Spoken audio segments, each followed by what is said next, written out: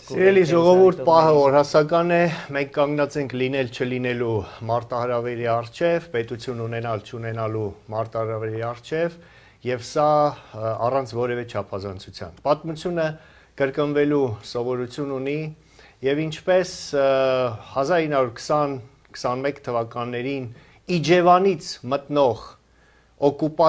մեզ օկուպացնող եւ առաջին հանրապետությունը վերացնող 11-րդ Կարմիր բանակի օբոզների վրա երկիր մտան հայ բոլշևիկները, Սարգիս Կասյանները, որոնք երկիրը քայքայեցին ներսից, այնպես էլ հիմա Իջևանից Երևան մտավ նեոբոլշևիկ Փաշինյանը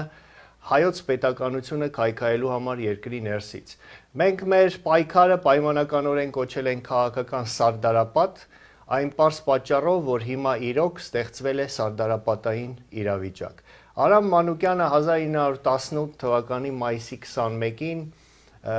կառավարության շենքի բալկոնից դիմելով ժողովրդին ասաց հետևյալը. Ես իմ խոսքն ավարտեցի, հիմա որոշումը ձերն է, կամ կոտորվել ոչխարի պես, կամ կռվել անկախության համար։ Մենք հենց այս մարտահրավերի առջև ենք կանգնած։ Մոտենում է այն վճռական օրը, պահը, ժամը,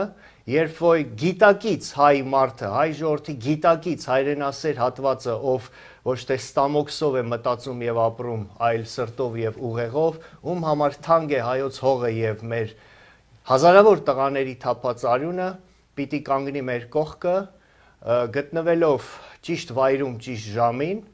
եւ մեր կամքը պարտադրելով ազատագրենք մեր երկիրը, ապահովենք մեր գալիք սերունդներին, մեր երեխաներին եւ թոռներին ապահով բարեկեցիկ ապագա, անվտանգ ապագա եւ իմաստավորելով մեր հազարավոր տղաների թափած սուրբ արյունը, Ռոբերտի, Ադամի, Մոնթե Մելքոնյանի, Լեոնիդ Ազգալձյանի եւ ավարտելով Արամ Մանուկյանի եւ Գարեգին Նժդեի կիսատ մնացած գործը։ Իգործ Բաժանորդագրվեք ազգային ժողովրդավարական բևեռի YouTube-յան ալիքին։